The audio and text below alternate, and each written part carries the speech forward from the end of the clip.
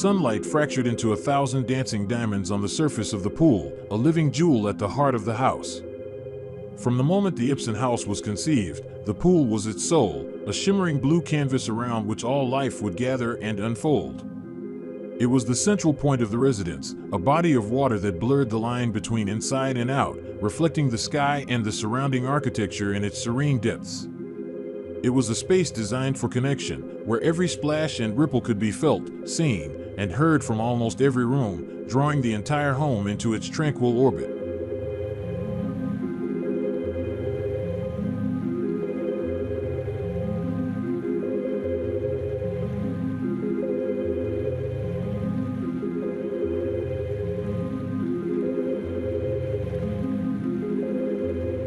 Above this watery core, suspended in a quiet majesty, was the master's suite. A huge, floor-to-ceiling glass panel framed the view, a transparent curtain that both revealed and concealed the private sanctum within. The room was a study in duality, a place of utter exposure and a haven of profound privacy. When opened, the panel slid away, and the room became a floating terrace, a seamless extension of the pool below. You could lean on the railing and feel the cool air, watch the light shift, and become one with the open, airy expanse of the home.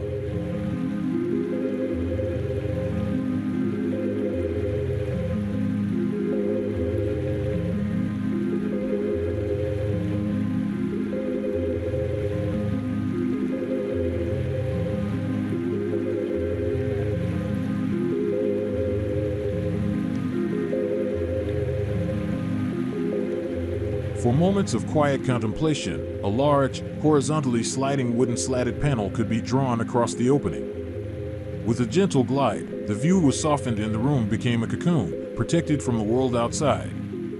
The slats created a beautiful play of light and shadow, filtering the sun into thin, golden lines that striped the polished floor. It was a perfect blend of natural light and seclusion, a way to be present in the house without being on full display. Adding to this sense of a lush, private world was the towering vertical garden on the opposite side of the suite. Its green wall of living leaves protected the room's privacy while also completing the stunning view, a verdant backdrop to the ever-present blue of the pool.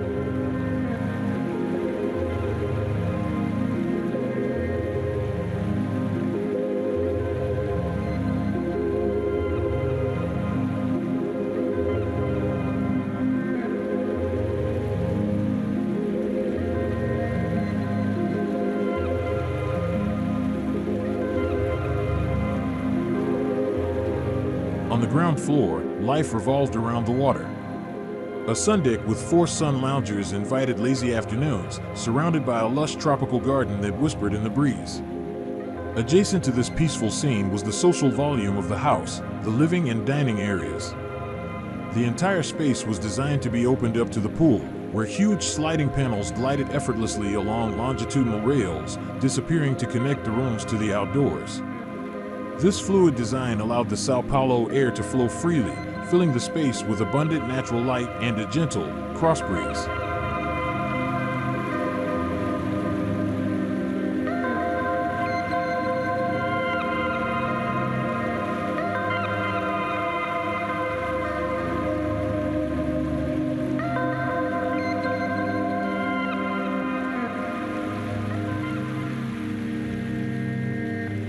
Beyond the ground floor, the house continued to unfold in layers, each with its own purpose. A wood-clad volume on the upper level housed the home office, where panels could be opened completely, allowing for a panoramic view of the lower level and the bustling life of the home. This space felt connected to the rest of the house, yet also separate, a place for focus that could still participate in the larger rhythm of the home's life. It was a perfect representation of the house's philosophy, integrated living without sacrificing personal space.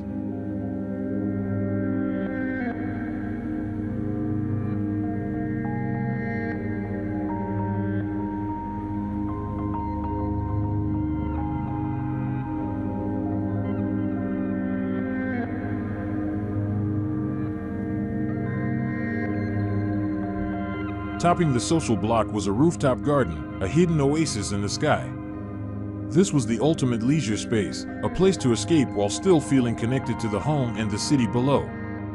From here, you could see the entire neighborhood, a privileged view that established a dialogue between the house and its surroundings. Equipped with a jacuzzi, chairs, and a dining table, the terrace overlooked the pool, creating a visual connection to the home's core and connected to a large solarium created above the master suite, offering a secluded spot to sunbathe or simply enjoy the view.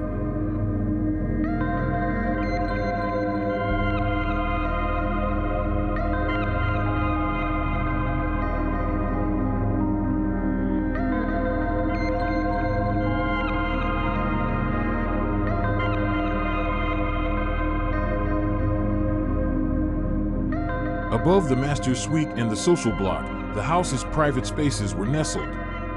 The guest bedrooms and other private facilities were situated here, with large windows that, like so many other parts of the home, looked out onto the pool. Even these more secluded areas were part of the central tapestry of the house, their views bringing them into the heart of the home's design.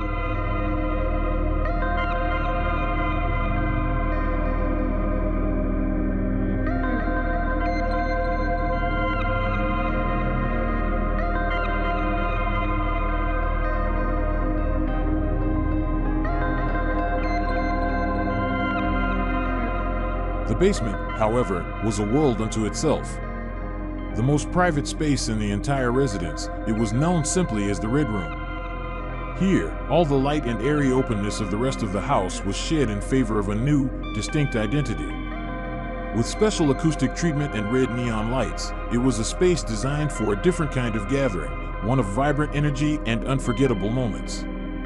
This crimson-hued sanctum was a stark contrast to the natural harmony of the upper floors, a hidden layer of the home's personality.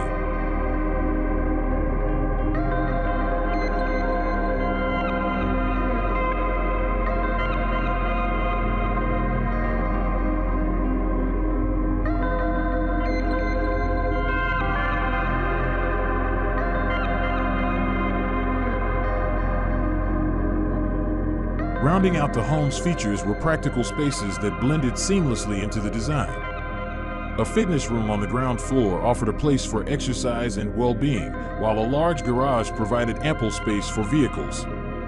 Every detail, from the social spaces to the most private areas, worked together to create a home that was both functional and beautiful, a place where shared moments and private tranquility could exist in perfect harmony.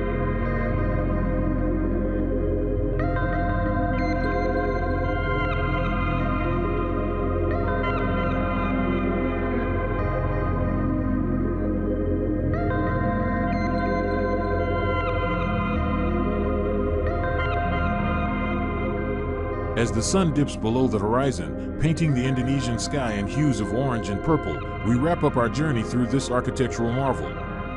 The Ibsen House truly redefines the meaning of shared living, proving that privacy and connection can coexist beautifully.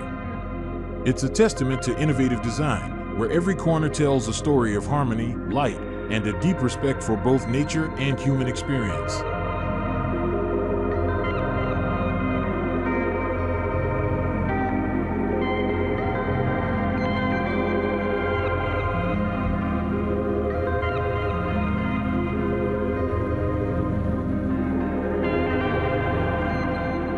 If you've enjoyed this tour, don't forget to give us a thumbs up, subscribe for more inspiring architecture, and let us know in the comments which part of the Ibsen House you loved the most. We'll see you in the next one.